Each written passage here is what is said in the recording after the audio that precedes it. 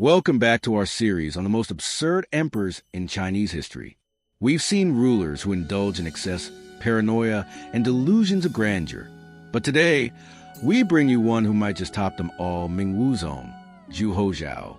His reign was a spectacle of extravagance, madness, and tyranny. Imagine an emperor who preferred being a military general, hosted wild animal fights in his palace, and forced his ministers to engage in absurd rituals, all while his empire crumbled around him. If you think that sounds too outrageous to be true, wait until you hear the details. Even as a child, Zhu Houzhao was unlike any other heir to the throne. While most young princes were immersed in Confucian studies, he was obsessed with military games and wild entertainment. His tutors tried to instill discipline, but he had little interest in governance. Instead, he treated his education like a performance, playing pranks and testing his authority on those around him. When he ascended the throne at just 14 years old, his childish games became imperial policy, and the consequences were catastrophic. Zhu Houzhao was convinced he was a born warrior, despite having no real battlefield experience. He created a personal army within the palace, forcing his guards to play out staged battles for his amusement. If they lost the fake battles, they could face real punishments. He even built an entire mock fortress inside the Forbidden City, where he would spend his days pretending to be a general. His court was helpless to stop him. But things took an even more absurd turn when he decided to take his fantasies beyond the palace walls. One of the strangest aspects of his rule was his insistence on living a double life. He didn't want to be an emperor.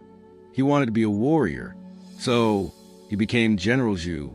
He wore a general's armor, addressed himself as a military commander, and refused to be acknowledged as the emperor when in character. Anyone who called him Your Majesty instead of General Zhu risked severe punishment. And this wasn't just a private game. He led real military expeditions, treating actual battles like his personal adventures. Despite his love for playing soldier, Zhu Houzhao had an insatiable appetite for luxury. His palace was a spectacle of extravagance. He spared no expense, decorating his halls with gold, jade, and rare gems. The treasury, meant to sustain the empire, was squandered on his personal indulgences. The feasts alone were legendary. Entire banquets with exotic dishes that could feed thousands, consumed in a single night. Officials who dared to question this excess faced exile, or worse. If you thought his spending was limited to palatial luxuries, think again. Zhu Houzhao had another obsession: exotic animals. His personal menagerie included tigers, elephants, and leopards. But rather than keep them in enclosures, he let them roam freely through the palace. Ministers and servants lived in terror, never knowing if they'd run into a hungry tiger on their way to a meeting. Some officials were even injured in these encounters, but the emperor found it all incredibly entertaining. Zhu Houzhao wasn't just eccentric, he was dangerously cruel. His paranoia led to a reign of terror within the court. Loyal ministers were executed on mere suspicion of disloyalty. He ordered punishments so extreme that his court became a place of fear and silence. The empire was slowly crumbling, but the emperor remained consumed by his own fantasies.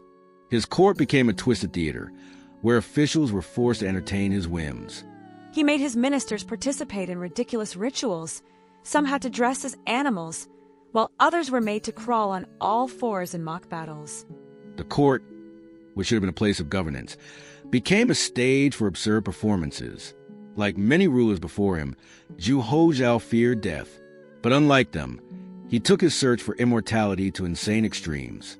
He turned to alchemists and mystics, demanding they create an elixir of life.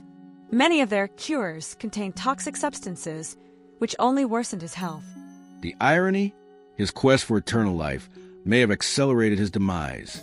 Despite his failing health, Zhu Houzhao remained obsessed with war. His reckless military campaigns drained the empire's resources and morale. He insisted on leading battles himself, often ignoring strategy in favor of theatrical displays of bravery. His soldiers suffered the consequences. What should have been strategic victories became costly disasters. As his reign spiraled into chaos, Zhu Houzhao's paranoia worsened. He isolated himself, convinced that enemies lurked everywhere. His once loyal advisors turned against him. The emperor, who had ruled through indulgence and fear, found himself alone. And then, just like that, his reign came to an abrupt end. At just 29 years old, Zhu Houzhao died suddenly. Some say it was illness, others suspect poisoning. There are even rumors that he drowned while playing in the river, ignoring warnings of danger. No matter the cause, his absurd reign was over, but his legacy, that remains one of the strangest chapters in Chinese history. Was Zhu Houzhao simply a ruler who lost himself in unchecked power, or was he truly delusional? His story stands as a warning of what happens when an emperor prioritizes fantasy over governance. So what do you think? Was he a tragic figure, or simply the most absurd emperor in history? Let us know in the comments.